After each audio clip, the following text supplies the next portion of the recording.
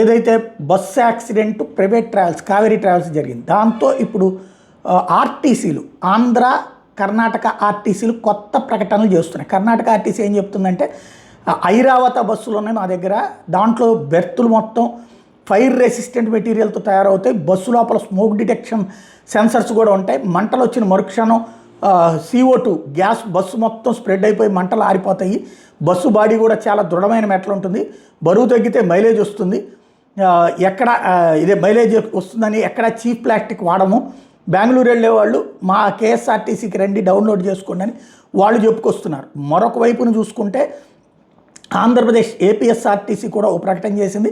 ప్రపంచంలోని అత్యంత సురక్షితమైన సంస్థ ఆర్టీసీ, హైదరాబాద్ బెంగళూరు ప్రయాణం మేము 5 గంటల 30 నిమిషాల్లోనే చేస్తాము అంటారు. కానీ ఆర్టీసీ బస్సులు అయితే హైదరాబాద్ 6 గంటలు, బెంగళూరు చెన్నైకి 11 గంటలు పడుతుందని చెప్తారు. అందుకే చాలామంది ప్రైవేట్ బస్సు ఎంచుకుంటున్నారు. అయితే దానికి కారణం ఏంటంటే, ఆర్టీసీ బస్సు వేగం 80 కిలోమీటర్ల వరకు లాక్ అయి ఉంటుంది, సగటు వేగం 70 నుంచి 75 కిలోమీటర్లు, ప్రైవేట్ బస్సు వేగం 120 కిలోమీటర్లు, దాదాపు డబుల్.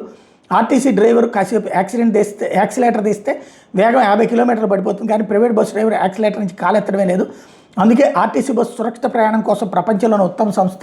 గంట ఆలస్యమైన పర్వాలేదు, జీవితం సురక్షితంగా ఉండాలి, వేగం కావాలంటే ప్రైవేట్ వాహనం ఎంచుకోండి, కానీ నిదానమే ప్రధానం అంటే ఆర్టీసీ మీకోసం ఉంది అన్నటువంటి ప్రకటనని ఆర్టీసీ వాళ్ళు చేసుకొస్తున్నారు. మరొక వైపున ఈ ప్రైవేట్ ట్రావెల్స్ వాళ్ళు అయితే ఆ స్పీడ్ని అడ్డు పెట్టుకునే ముందుకు సాగుతున్నారు.